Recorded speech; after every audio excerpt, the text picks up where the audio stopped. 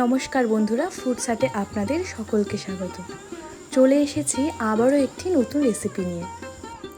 কাতলা মাছ তো আপনারা অনেকভাবে খেয়েছেন, কিন্তু এইভাবে একবার আপনারা ট্রাই করে দেখুন, জাস্ট অসাধারণ লাগে। এই রেসিপিটি করার জন্য প্রথমে আমি এখানে কাজু, বাদাম আর 2 চামচ মতন পোস্ত নিয়েছি, আর সাথে রয়েছে টক দই আর 3টে কাঁচা লঙ্কা। এরপর সমস্ত উপকরণগুলো আমি মিক্সিতে পেস্ট করে নেব। এখানে আমি কাতলা মাছের পিস নিয়েছি, আপনারা চাইলে কিন্তু এটা রুই মাছের পিস দিয়েও করতে পারেন, কিন্তু মাছটা একটু বড় সাইজের হলে খেতে কিন্তু খুবই ভালো লাগে। এরপর লবণ আর হলুদ দিয়ে মাছগুলো খুব ভালো করে আমি মাখিয়ে নেব।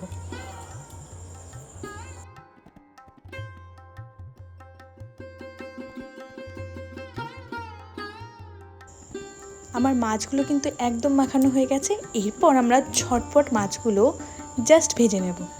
কড়াইটাও আস্তে দেখছি গরম হয়ে গেছে। এরপর এর মধ্যে আমি সর্ষের তেল দিয়ে দিলাম, আর তেলটা খুব গরম হয়ে গেলে আমি এর মধ্যে আস্তে আস্তে মাছের পিসগুলো ছেড়ে দেব। আমার সব মাছ কড়াই কিন্তু এর মধ্যে দেওয়া হয়ে গেছে। এরপর আস্তে আস্তে মাছগুলো একটু লাল করে আমাদের ভেজে নিতে হবে।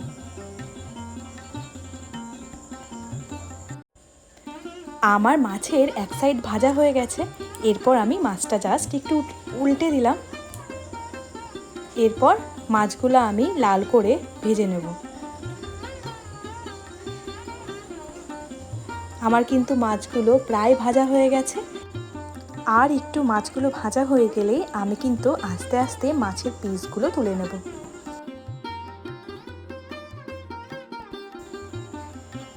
মাছগুলো এরপর আমি আস্তে আস্তে একটি পাত্রে তুলে নেব।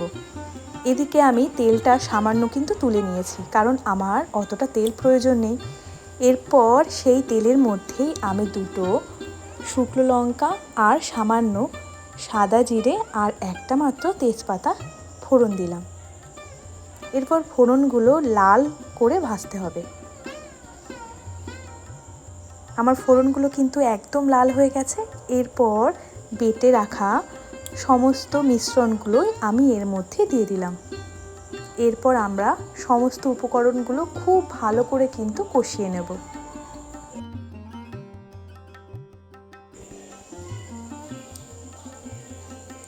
মশলার গা থেকে তেল ছাড়তে শুরু করলে এর মধ্যে কিন্তু আমি এই সময় সামান্য চিনি আর লবণটা দিয়ে দিলাম, কারণ এই রেসিপিটা যেহেতু টক দইয়ের, তাই টক দই যদি টক হয় সেক্ষেত্রে লবণ আর চিনিটা কিন্তু ব্যালেন্স করবে। এরপর এর মধ্যে আমি কাশ্মীরি লঙ্কার গুঁড়ো, ঝাল লঙ্কার গুঁড়ো আর গরম মশলা দিয়ে দিলাম। এখানে আপনারা ঝালটা আপনাদের স্বাদ মতন ব্যবহার করবেন। এরপর সমস্ত উপকরণগুলো আবারও আমরা ভালো করে কষিয়ে নেব। আমাদের মশলাটা কিন্তু একদম কষানো হয়ে গেছে। এরপর আমরা সামান্য জল এর মধ্যে অ্যাড করলাম। এরপর সমস্ত উপকরণগুলো খুব ভালো করে আমরা জলের সঙ্গে মিশিয়ে নেব। এখানে কিন্তু আপনারা গরম জল ব্যবহার করতে পারেন, আমি এখানে ঠান্ডা জলই আজকে ইউজ করেছি। তবে গরম জল দিলে রান্নার স্বাদটা কিন্তু আরও অনেক অংশে বেড়ে যায়।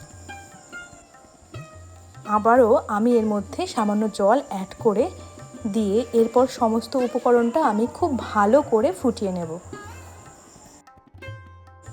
ঝোলটা ফুটে গেলে আমি এর মধ্যে ভেজে রাখা মাছগুলো আস্তে আস্তে ছেড়ে দেব।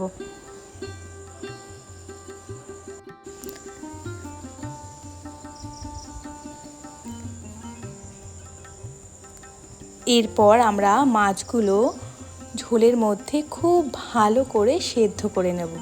মাছটা একটু সেদ্ধ হয়ে গেলেই আজকের রেসিপি আমাদের দই কাতলা কিন্তু একদম রেডি হয়ে যাবে। মাছটাও কিন্তু এদিকে আমার সেদ্ধ হয়েই গেছে। এর মধ্যে কিন্তু আমি আরেকটু চিনি অ্যাড করলাম, আপনারা চাইলে নাও ব্যবহার করতে পারেন। এরপর গ্যাসটা বন্ধ করার আগে সামান্য গরম মশলা আমি এর মধ্যে দিয়ে দিলাম। আসলে নামানোর আগে গরম মশলা দিলে সেই রেসিপির গন্ধটা কিন্তু খুব ভালো আসে।